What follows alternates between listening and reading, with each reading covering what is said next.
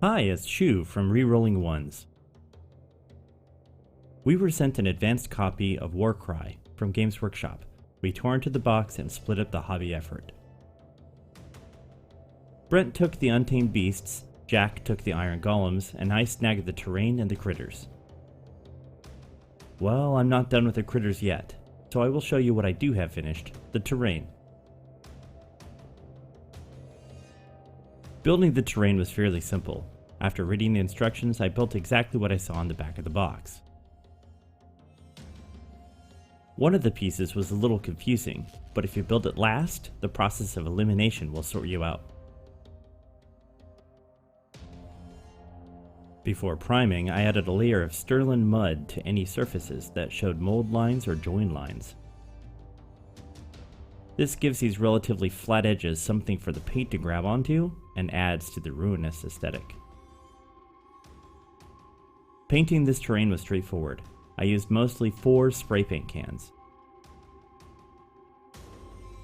First, I base coated everything in Chaos Black.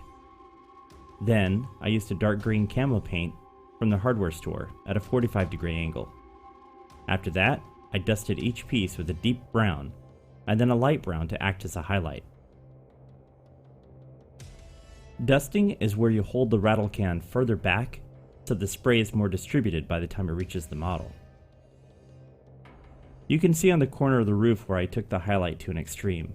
I wanted to simulate the cloud break, providing a little more natural light. I don't know if I pulled it off, you tell me. From there, I did diagonal patterns of Wa flesh and moot green dry brushed on top of each other. This eliminates some of the brown dominance and gives some of the pieces kind of an otherworldly glow. Some of the pieces have random dark patches from where the Rattlecan Zenithal didn't reach. So, as a final highlight, I took a big swine hair brush and dry brushed very pale tan paint to emphasize detail. For this, I used a cheap apple barrel paint because I went through a lot of it. For the metal parts, like the bell, I used Retributor Armor Gold, Nuln Oil, Screaming Bell, and Lead Belcher. Let's talk about the tower and the stairs for a minute. The stairs are slightly different. Only one of them fits the bell tower in the right way. The bell tower is one of my favorite pieces in this set. It can be anything: a sacrifice location, a ritual, a lookout. Maybe ringing the bell will attract nearby zombies. Who knows? Its mere presence on the battlefield is a narrative, and I love that.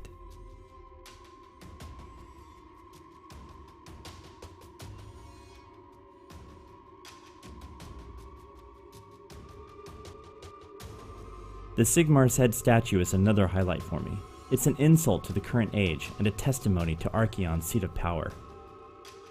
This statue is base coated in Chaos Black, airbrushed with Mechanicus Grey, and highlighted with Celestra Grey.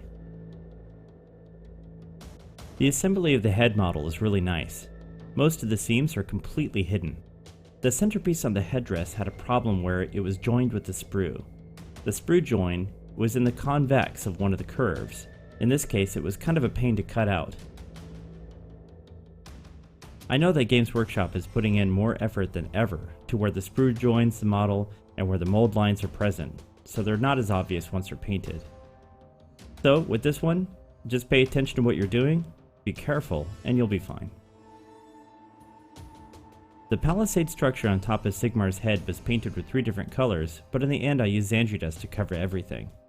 Ruins tend to adopt the dust from each other, and I wanted this thing to catch the eye on the battlefield. However, looking at it now, it kind of looks a little samey. Maybe I'll dive in later and finish up some of the details, so maybe it'll look a little bit less like a big tan chunk. The structure on top balances nicely, but you can use a piece of blue tack if that really worries you. Let's talk about scatter terrain. This is the little stuff you can litter on a battlefield to provide more interest. For a 22-inch by 30-inch board, Warcry provides a ton of scattered terrain. Most of it is single piece, so there's no assembly, and painting it is simple as can be. I'm going to leave it all in frames so you can see exactly how much there is here. I might even include Brigid my Sequitur Prime to show scale.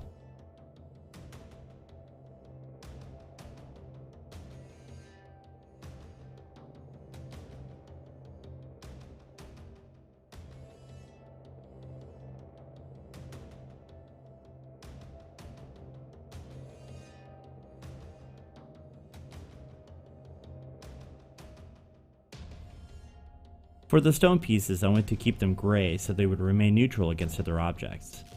To paint the gray, I would use a base coat of Chaos Black like everything else, airbrush standard Mechanicus gray, and then, taking care to leave the lower portion dark, I would dry brush Celestra gray.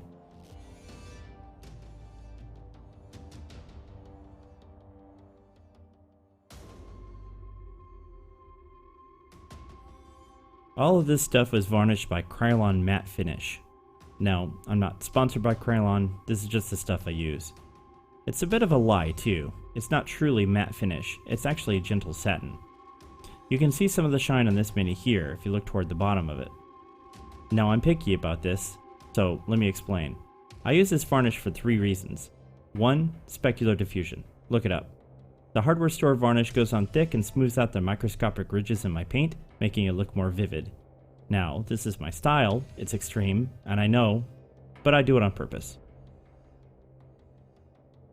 Number 2, it's from the hardware store and works in all climates. If it's cold, hot, or humid outside, it just works. Provided the can is kept indoors at room temperature, it's never fogged a mini or nullified my metallics. And number 3, I like it.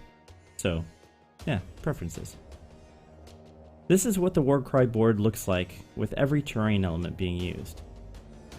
Most scenarios require a lot less terrain than this, but setting it up this way so I can see all of it really captures my imagination. I like using some of the pieces of scattered terrain to add extra verticality to the pieces. You can see that some of the large, blockier portions, the buildings aren't really designed to be stacked up like you would see in other games like Kill Team. The question is, can I use my Warcry terrain in regular Age of Sigmar games? Let's set up a table and find out.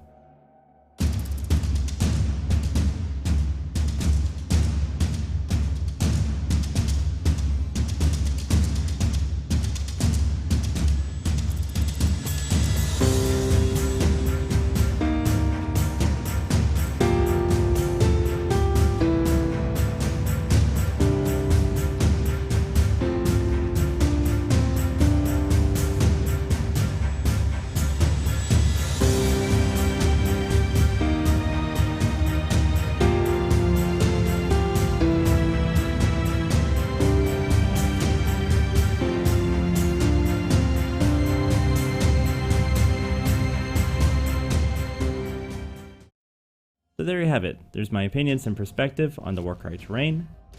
Soon we will do a review of the rules and the different warbands. And of course, Warcry battle reports are coming in the near future. This will be in addition to our regular Age of Sigmar content, so rest assured we're not switching genres or anything, but we do want to keep Warcry in the picture. Thanks for watching.